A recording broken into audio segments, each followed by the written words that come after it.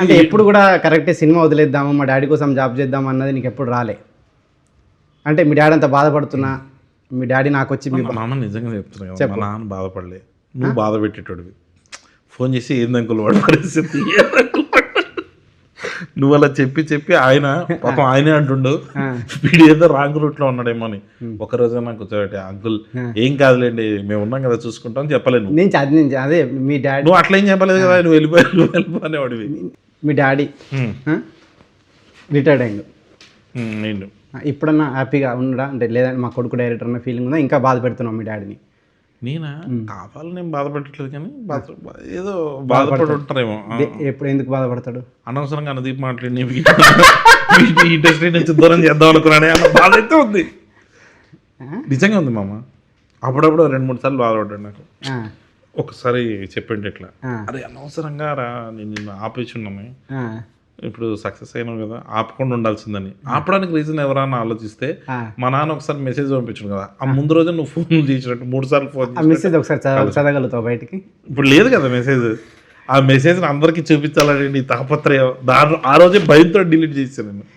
కళ్యాణ్ వాళ్ళ డాడీ ఒక మెసేజ్ పంపిండు, బాబు ఈరోజు నీకు నీ బర్త్డే, దయచేసి ఇప్పటికైనా మారి నా బాధను అర్థం చేసుకొని జాబ్ చేసి పెళ్లి చేయి బాబు ఇట్లా అని చెప్పి చాలా హృదయ విదారకరంగా ఒక మెసేజ్ పంపిండు.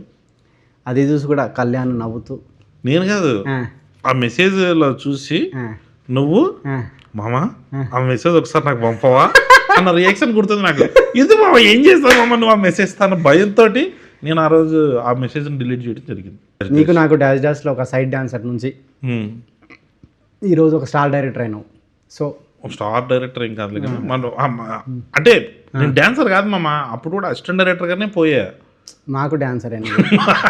నువ్వు మ్యాడ్ 2లో ప్రీ రిలీజ్లో చేసిన డ్యాన్స్, సక్సెస్ మీట్లో చేసిన డ్యాన్స్ ఇప్పటికీ నిన్ను ఆడియన్స్ హృదయ విదారకంగా మా నాన్న పంపించిన మెసేజ్ లాగా ఉందా?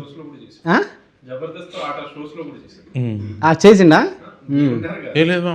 అది మిత్రమండలి సుమాటలో చేసింది కదా ఆ రోజే కదా ఫస్ట్ నువ్వే కదా మామ, ఆ రోజు కూడా చెప్పారు ఇట్లా నీకు నాకు.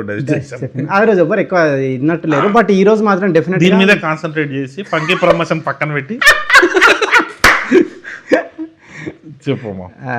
అప్పుడు ఎందుకు ఎవరైనా సీరియస్ తీసుకోలేదు, బట్ ఇప్పుడు ఈ సినిమాలో కళ్యాణ్ డ్యాన్స్ చేసిన బిట్ కనుక ట్విట్టర్లో అందరు పెట్టి కళ్యాణ్ని అంటే అది ఎందుకు వచ్చాను రా ఫంకీ ప్రమోషన్స్ చేయకపోతే నీకు సాటిస్ఫాక్షన్ లేదు మమ్మ. మంచిగా అనిపించింది నువ్వు అడిగిన క్వశ్చన్ కంటే.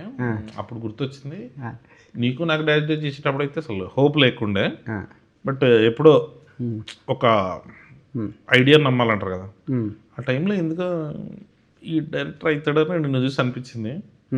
అప్పుడు నీతో పాటు ట్రావెల్ అవుతూ నువ్వు అవ్వడం తర్వాత మేము అవ్వడం ఇదంతా బాగుంది. ఇప్పుడు మన బ్యాచ్లో కొంతమంది అవుతున్నారు, నెక్స్ట్ బ్యాచ్ వీళ్ళందరూ తొందరలో డైరెక్టర్లు అయిపోయి వాళ్ళకు కూడా పెళ్ళిళ్ళు అయ్యి వాళ్ళ లైఫ్లో కూడా నువ్వు చిచ్చు పెట్టి ఫ్రెండ్స్ డైరెక్టర్లు అయ్యి వాళ్ళ లైఫ్ బాగుంది చిచ్చు అనుకుంటే ఎస్ నేను పెట్టేది ఓకేనా? ఓకే, ఫ్రెండ్స్ హ్యాపీగా ఉండడం చిచ్చు అయితే నేను పెట్టేది చిచ్చే.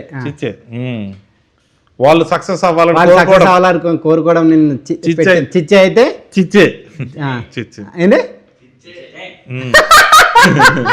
ఈ లాస్ట్ చిచ్చే అనేది కొంచెం రీసౌండ్ లో రావాలి. చిచ్చే చిచ్చే చిచ్చే చిచ్చే అది కొంచెం అట్లా చేయండి. సరే మామ, నేను ఈ ఫంకీ ప్రమోషన్స్ బాగా జరగాలి. చిచ్చే అయితే ఇది కూడా చిచ్చే చిచ్చే ఈ ఫంకీ ప్రమోషన్స్ బాగా జరగాలి అనుకోవడం నేను పెట్టడం చిచ్చే చిచ్చే చిచ్చే చిచ్చే. ఓకేనా? డన్ మామా. చాలా ఇంకా అంటే నువ్వు చూస్తుంటే మళ్ళీ ఇంకా ఇంటర్వ్యూకి వచ్చేటట్లేవు. సో కనీసం మనం